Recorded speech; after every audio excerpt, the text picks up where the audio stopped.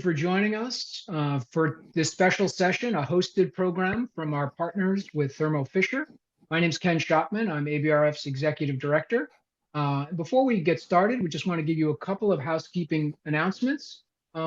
If you'd like, feel free to introduce yourself in chat, identify your location, where we're connecting in from. Perhaps we have all the time zones here in North America, and I know we have some folks in Europe joining as well. We'll also use chat if you have any questions, so feel free to share those. Our speaker will get to those at the end of the program, but it'll be helpful to see those as we're going through. If you have suggestions for other ABRF topics, other events, please share those with us, abrf@abrf.org. Werner Sturr will be speaking with us today on Smart Deep Basecaller, and you can scan the QR code here on the screen to learn a little bit more about what he's going to be covering shortly. We just wanted to share a couple of other ABRF updates quickly. We hope everyone has seen that registration is open for next year's ABRF annual meeting, April 21st to 24th in Minneapolis. Early registration continues through January 15th. And for ABRF members, you have the opportunity to bundle your membership renewal with meeting registration and save additional funds there. I hope you've all connected with the ABRF Core community, which is an online platform for you to connect with your colleagues, either all ABRF members or members in specific discussion groups in genomics, metabolomics, all of the technology areas represented in ABRF. It's an opportunity for you to share information, ask questions, leverage the network, leverage the knowledge and experience of your 2,800 colleagues around the world, access resources, and find recommendations for solutions that you might be facing. After the holidays, our first technology program in the new year will focus on proteomics. Much like the previous sessions that looked at genomics and flow cytometry, this session will address the current challenges, issues, technology developments, and questions for cores in proteomics. So that's January 17th at noon Eastern. We have a terrific lineup of ABRF leaders and speakers in that area. Once again, you can scan the QR code to register. It's a completely free program for anyone who would like to join, and those details are also available on the ABRF website. All right, well, with that, I'm going to stop that share and turn it over to Megan McCluskey with our friends at Thermo Fisher to introduce today's speaker. Megan? Thanks, Ken, and hi, everyone. Thank you for joining the call today. My name is Megan McCluskey, and I am a product manager at Thermo Fisher Scientific. Today, we'll be discussing Smart Deep Basecaller, which is an innovative new base calling algorithm that utilizes AI technology to provide optimal base calling results. Compared to the KB basecaller, Smart Deep Basecaller, or SDB as we like to call it, provides increased read lengths, fewer low-quality bases, more robust base calling through challenging sequences, and an optional enhanced trace visualization for a cleaner-looking trace appearance.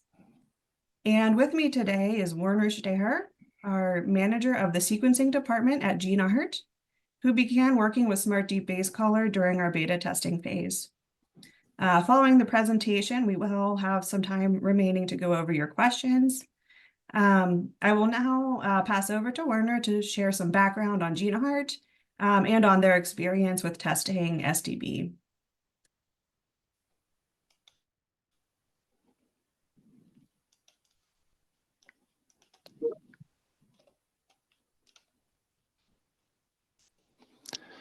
Good morning, everybody. Megan, thanks for your introduction.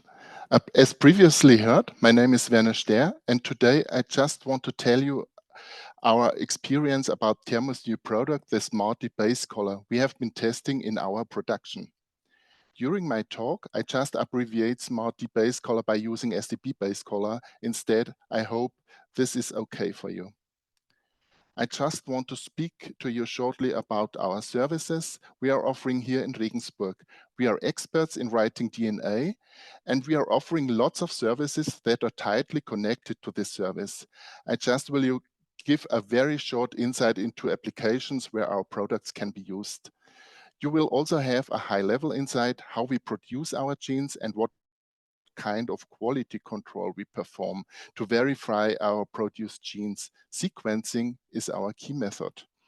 As we are the biggest sequencing unit within Thermo Fisher, we were asked to take part as beta testers for the newly developed SDP Basecaller.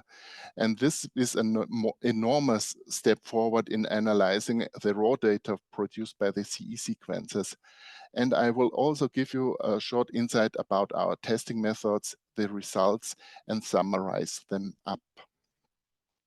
GeneArt was founded in 1999 as a spin-off of the Central Hospital here in Regensburg. And I myself have joined to Thermo Fisher GeneArt in 2003. And then since that, I'm responsible for the sequencing department. At the time, the business grew and the demand of synthetic genes became higher due to the fantastic application possibilities of these synthetic genes. So in 2006, GeneArt went public and we had over 60 employees at the time. 2011, GeneArt became part of Life Technologies, who recognized the importance of synthetic genes and the business around. At this time, we have already had over 200 employees. And 2014, Thermo Fisher then was integrated the Life Technologies with all its services. And since that, we are now part of the Thermo Fisher community. Over 300 employees have their jobs here at GeneArt, and our portfolio of diverse products supports our customers to make the world cleaner, healthier, and safer. Over the last 2 decades, the production just of genes rised up from about 500 to over 10,000 genes per month. On this slide, you can see an overview of our products and service portfolio we are offering to our customers. The center of our service builds the customized gene sequence that is ordered by the customers. The gene synthesis starts with the optimization of the sequence and produces the customized gene. The synthetic DNA can be sent out just as double-strand linear DNA fragments, just called strings, and these are PCR products up to 3 kb. The genes can either be cloned in our production vectors or even in the customer vectors that is done by our subcloning team. If the customers even have higher demand of DNA of their genes, we can do an additional plasmid preparation, and that can be used for direct transfection of the cells. We are also offering variants of the genes or even libraries which can be used for directed evolution to improve the performance of the customer's proteins. As a prolonged working bench of the customers, we are also offering proteins as further downstream processes of the synthetic genes. This can be done in diverse cell lines, for example, in insect cells. At last but not least, we additionally offer diverse TALs and GeneArt elements for precise genome editing as shelf products. Summarizing up, we have a very comprehensive product and service portfolio. The whole production is in one hand. Everything is produced in-house and it's easy to order online. Just for your information, we are ISO certified since 2004. This slide is more or less the same as seen before. It shows just a compressed overview of the sequence from sequence to protein as explained before. The scratch of the subsequent workflow from the ordered sequence to the protein. Here you can see now the closer overview of our production process. As told before, the customer sends an electronic sequence via our portal. At this point, the customer project management team starts with the project design. In this step, the sequence can be optimized via multiple parameter algorithms that were developed in-house. And at this step, we also do a database screening if we are already allowed to produce the gene. All subsequent production steps are managed by this team. They start each project via our MES system, beginning with the in-house oligosynthesis. The oligos come as pool to the gene synthesis department, where the gene assembly is started by PCR-based methods. These intermediates are either directly sequenced as strings or are cloned for the next steps. Sequencing as an intermediate or final QC process is used, and after final QC is done by the QC team, the genes and constructs can be sent out to our customers together with a final documentation. As just mentioned, sequencing is our core QC process. Our sequencing team just consists of 13 persons who do all the work. We have in-house 2 different general methods to verify the right intermediates and the final genes.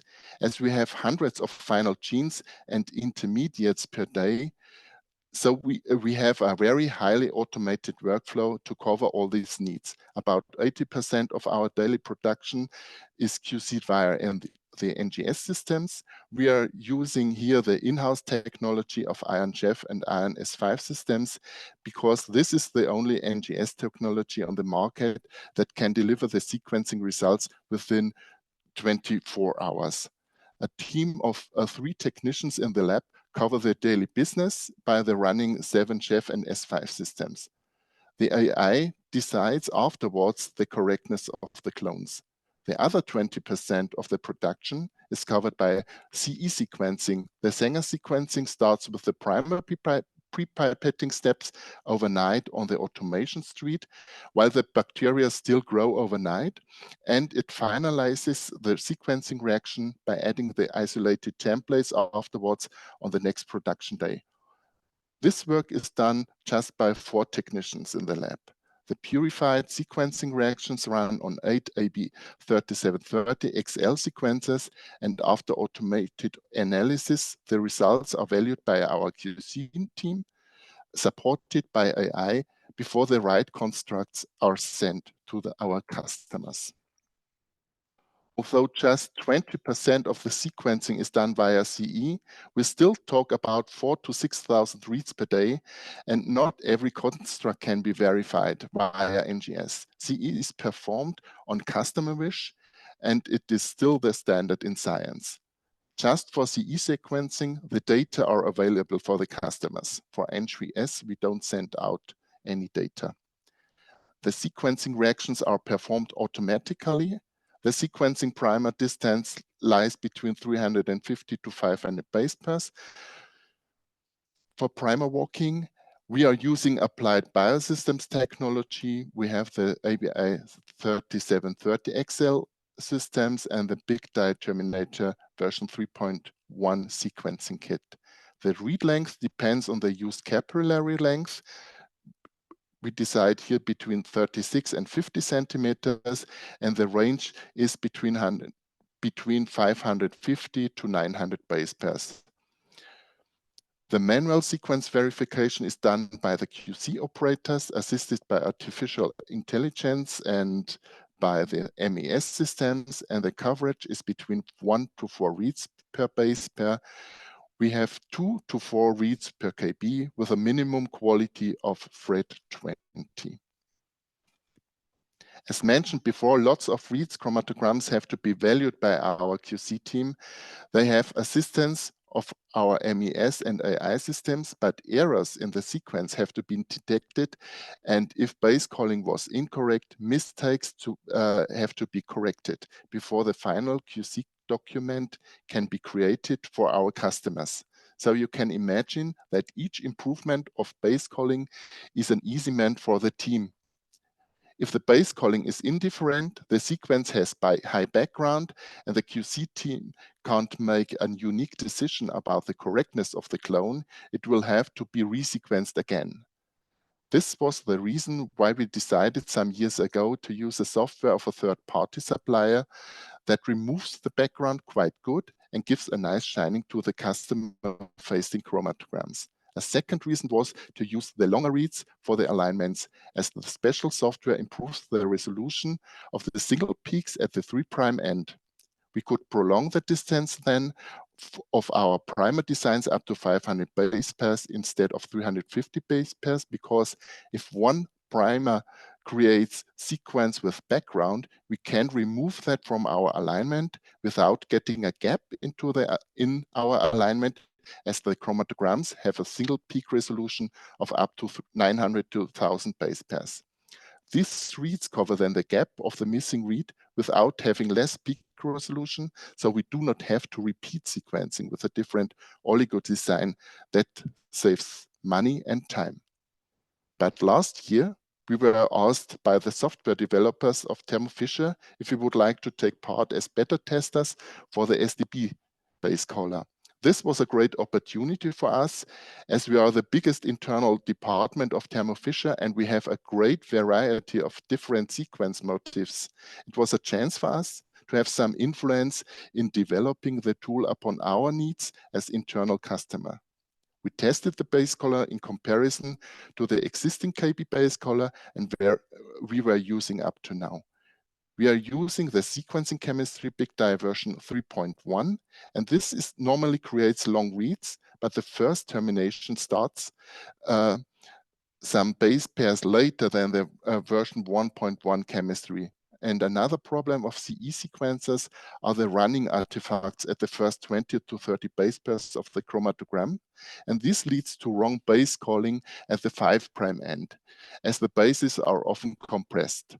Further problems at the beginning of the reads are sometimes die blobs, and this come up if sequencing reactions, if the sequencing reaction was poor, and the not incorporated terminators create a position around 60, 120, and 430 of the chromatogram high background peaks, which overlay the true base, and these even often cannot be resolved by the Basecaller then. We have checked this in our beta test by using the different Basecallers for the same raw data, and we saw a very accurate base calling at the 5' ends and up to 40% less edits to be done as die blobs, and the very first base pairs were detected correctly. We also checked if the promise of better base calling at 3' end is true. For this special test, we used plasmid reads of constructs that were aligned against a given sequence. We reanalyzed the raw data again with the different Basecallers and then counted the edits we had to do to get the correct alignment. In this special case, we could also test further development of this Basecaller that was designed additionally for us to have a better peak resolution at the 3' end. Customers sometimes do not trust the amount of the peaks that were called when you just see one bigger peak. You need some experience when interpreting the chromatograms. And this additional asset does make it easier for customers who do not handle this kind of data on a regular basis. The results showed an immense improvement of the newly developed SDP Basecaller compared to the same read length used for the alignments. We could lower down the edits up to just 4 edits that had to be done when we have used the SDP Basecaller combined with the enhanced view tool versus the original 83 edits that have to be made when just using the KB Basecaller. Sometimes we also struggle with N-1 reads. The chromatograms look sometimes strange due to mobility shifts, and the base calling is quite indifferent at the very beginning. This phenomenon will be reduced and fades away after later and will become compensated by the lower peak resolution at the 3' end of the reads. But we also checked here the software by aligning the reads to a given sequence. We did do that also with PCR products.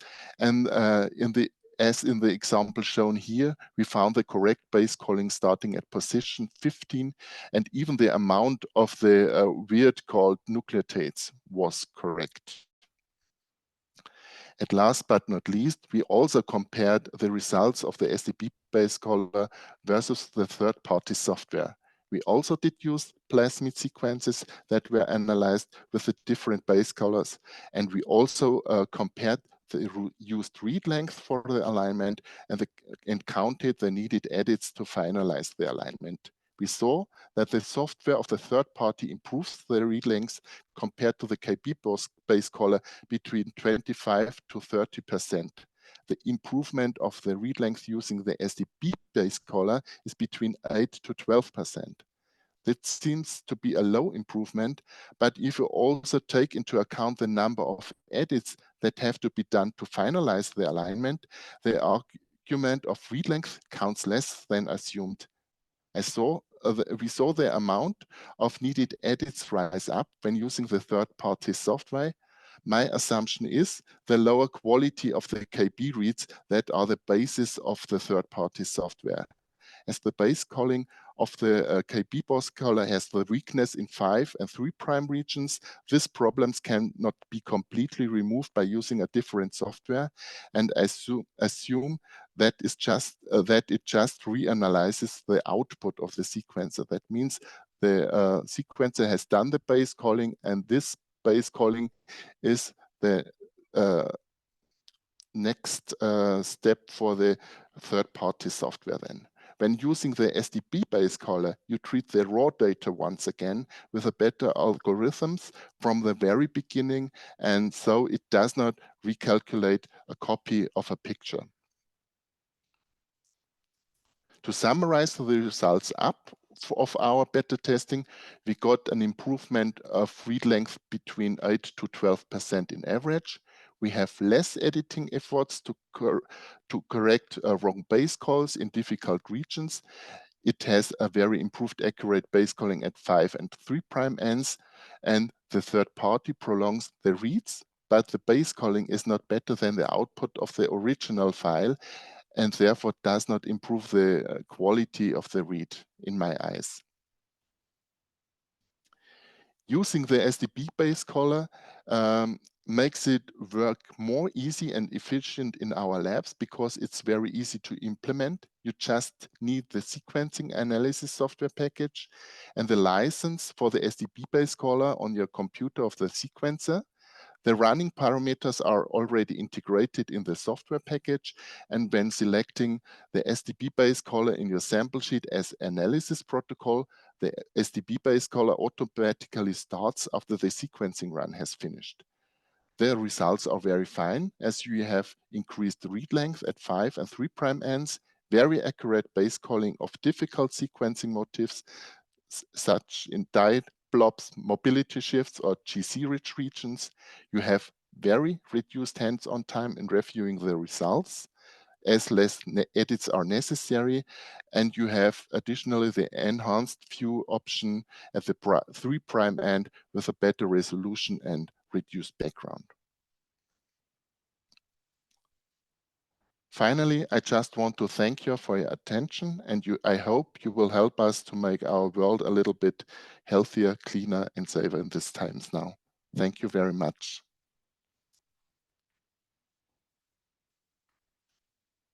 Thank you, Werner. Thanks very much for sharing about your experience working with SDB. So we do have some time for questions now. I will start off with asking a couple of questions that I have to follow up, and then we can open up the floor for any questions from our attendees. So the first question that I have to follow up, can you tell us a bit about why you chose to participate in the beta testing for Smart Deep Basecaller? Yes, of course, of course.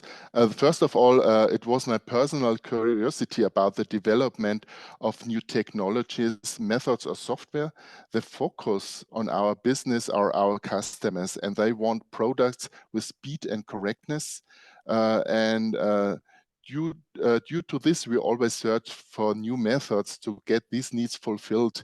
And as I described before, we produce normally on a customer demands. We do not produce on shelf. And this is also written down in our goals and policies. So we have to find new ways how to serve the demands for our customers. A second point was that we may contribute to new devices of Thermo Fisher that even do support other customers independently of our needs. But when it helps the customers, we are, of course, want to be part to get their needs fulfilled then. And the third point was that the new software would be then more quickly available for us when we are supporting the development team, and maybe we have some influence to cover our special needs during this product development process. Or if the handling is not so easy in the daily business, we can raise up our hands and ask if this could be changed, for example. So this was a very good opportunity for us to get new information and could test it upfront before using that tool in our daily business then, because that's not so easy to get such new software packages implemented in our workflows. As I told before, we are ISO certified, and that's not very easy for us to just add a new software for customer needs then. Yeah, absolutely. Thank you for that explanation. Yeah, and we're very glad you did decide to participate in the beta testing. We really appreciate that that help with testing. And then one additional question that I have, and then we can go to some questions from the group. Can you talk a bit about how does SDB fit into your overall QC workflow? It's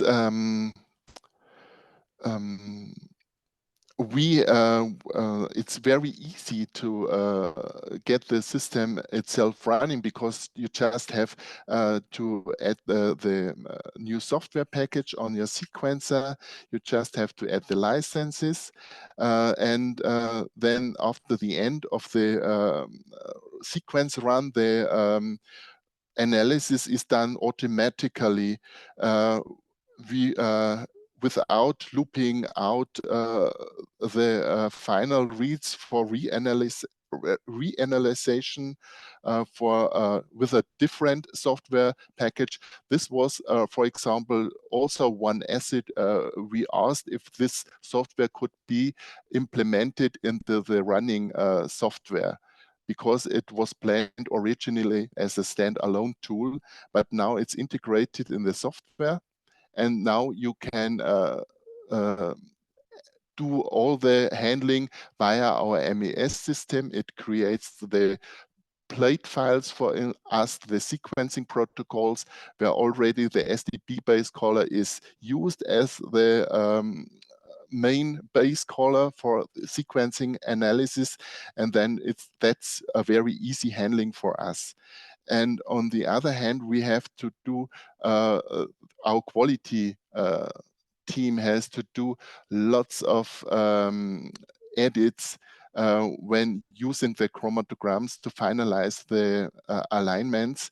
And the SDB basecaller is much better than the KB basecaller we used before. So they have less editing efforts. They have less time to use for the alignments. And as I told at the very beginning, the production rised up from 500 genes to over 10,000 genes per month.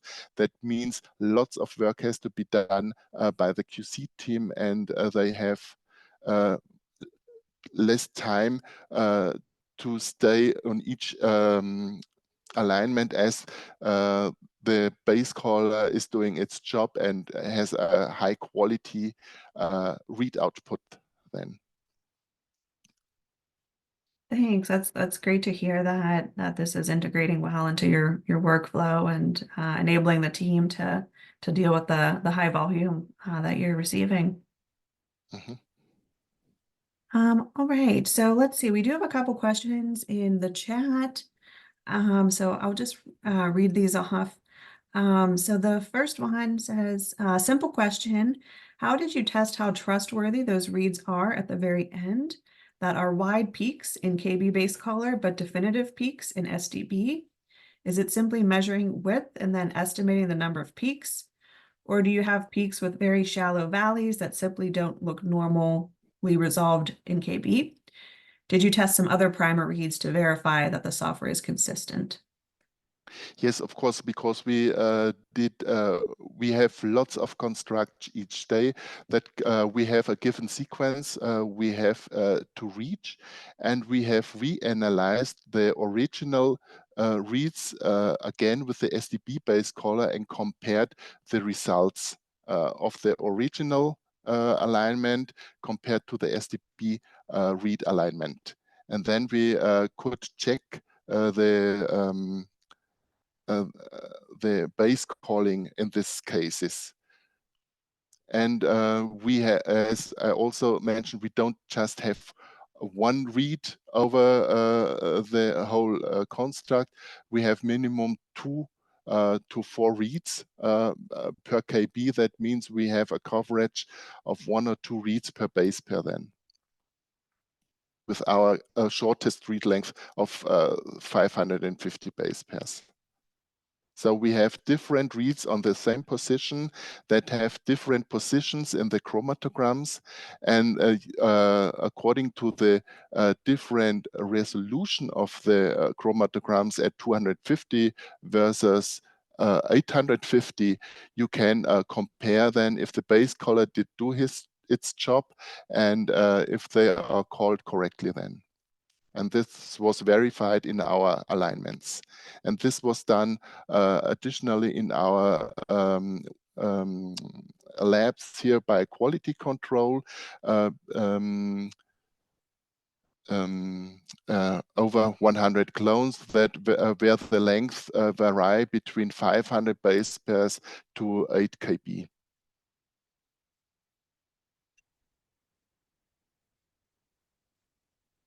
Got it. Yeah. Does that answer your question? Thank you for explaining that. Yeah, feel free. Yeah, if there's any follow-up questions, feel free to add those in the chat as well. So let's go on to, there's another question in the chat. How does this software integrate into an ISO certified lab? Any challenges with this? Yes, because first of all, it was developed by Thermo Fisher. We were just beta testers, and before we use that in our production, we have to do a risk analysis. We have to do a validation and verification phase. We checked over 100 diverse constructs that were correct with the KB Basecaller that had mutations that were incorrect. We had a mixed up of all these constructs that have been reanalyzed and checked according to the correctness of the first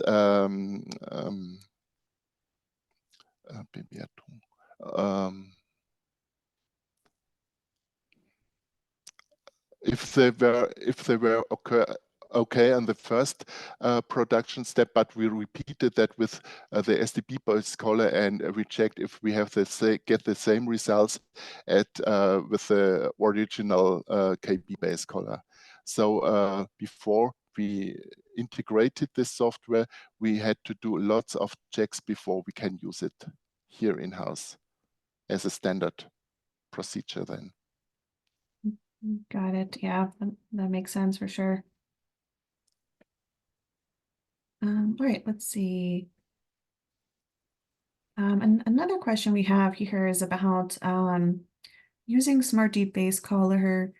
Do you adjust the base calling settings for different samples to optimize the results, or typically No. use same? Yes, that's a great advantage of this software because you can't switch around with settings. You have always the same settings for the different clones, and that is very essential for using the same software for reads that were produced this year. And if you reanalyze the same read 2 years later, you can be sure, as the settings don't change, that the results will be the same.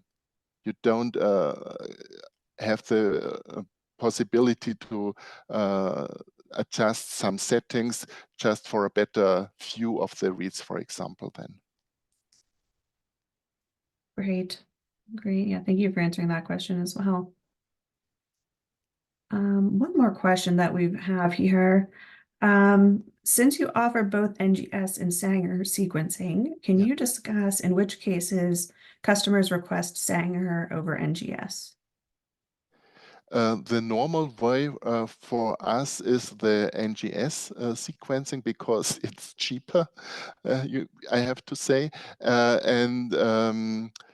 The customers who want Sanger sequencing is if they use that, for example, for publications. And as I told before, when the constructs are just NGS verified, the customers just can be sure that the clone is correct. They don't get any data from us from their constructs. The artificial intelligence decides if the clone is okay or not according to special settings and algorithms. As there is a very deep sequencing of NGS, that is needed because of the deficiencies of the NGS technologies of indels, for example, that can happen very often. Or the sequencing chemistry of NGS has problems with homopolymer stretches, long repeats, for example. In these cases, we are automatically using the Sanger workflow for this kind of constructs. Great. Just to overcome the needs that for the customers. Okay, yep, thank you. Thanks again. Yeah, thanks, Werner, for answering all these questions and for sharing your presentation. I think I'm not seeing any other questions in the chat. Last call if there are any questions. Otherwise, I think we can probably wrap up. Once again, Werner, Megan, Miriam, thank you all very much. We appreciate this content and engagement. And thank you all for joining today. And as we said at the top of the program, look out for updates on upcoming ABRF events. We hope everyone has a wonderful day. And thank you for joining today's program. Bye now. Thank you very much all together and enjoy your day. Bye.